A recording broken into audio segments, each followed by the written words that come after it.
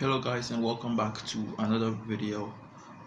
In this video we're going to talk about a really fascinating thing you might or might not have tried before, which is Console.log console.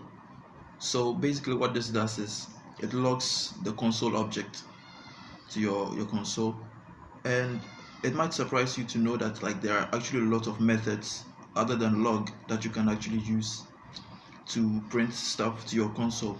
For example, say you want to log something based on a condition.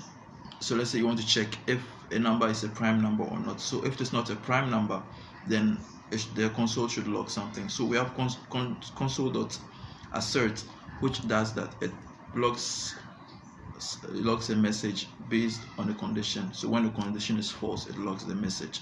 And there are a lot of methods that you can try out.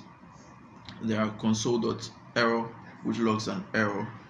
Console.clear. So let's say you have logged a lot of things and it looks like really messy and you want to clear the console. So console.clear would clear the console for you.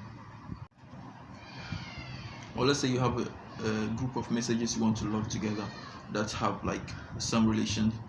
You can use console.group to group them together, or console.group collapse to group them together but appear in a collapse form, and at the end of a group, console.group end to close a group.